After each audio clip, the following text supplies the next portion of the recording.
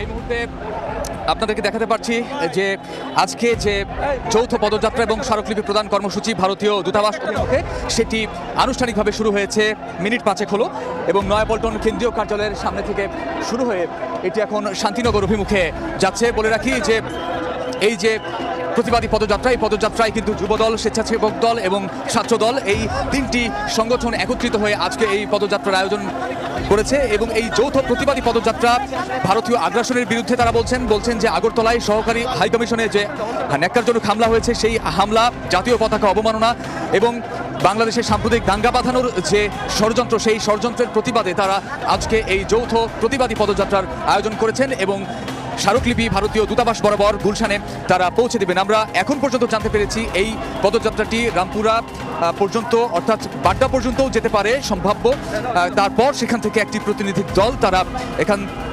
সেখান থেকে স্মারকলিপি নিয়ে তারা চলে যাবেন ভারতীয় দূতাবাসে স্মারকলিপি জমা দিতে। এর আগে আমরা দেখেছি সকাল 10টার সময় থেকেই এই তিনটি সংগঠনের অংশগ্রহণে আজকে এই প্রতিবাদী যৌথ পদযাত্রা আয়োজন করা হয়েছে। সেটির নেতাকর্মীরা শত নেতাকর্মীরা তারা নয়াপল্টন কেন্দ্রীয় কার্যালয়ের সামনে আসেন এবং তারপর বেলা 11টার কিছু আগ থেকে প্রায় 11টার পর পর্যন্ত সেখানে একটি সংক্ষিপ্ত সমাবেশ অনুষ্ঠিত হয় অস্থায়ী মঞ্চে এবং সেই সংক্ষিপ্ত সমাবেশে যুবদল, স্বেচ্ছাসেবক দল এবং ছাত্র দলের যারা কেন্দ্রীয় নেতা রয়েছেন তারা বক্তব্য রেখেছেন সিনিয়র যুগ্ম মহাসচিব রুহুল কবির রিজভী এবং সেখান থেকে তারা বলেছেন আজকের এই যে পদযাত্রা, এই শান্তিপূর্ণ পদযাত্রার মাধ্যমে তারা ভারতকে একটি খবর পৌঁছে দিতে চান, ভারত সরকারকে একটি তথ্য দিতে চান যে এই শান্তিপূর্ণ পদযাত্রা কিন্তু শেষ পর্যন্ত শান্তিপূর্ণ নাও থাকতে পারে যদি তারা এর পরে আর কোনোভাবে বাংলাদেশের বিরুদ্ধে কোনো আগ্রাসন চালায়, বাংলাদেশকে নিয়ে কোনো ষড়যন্ত্রে লিপ্ত হয়, তাহলে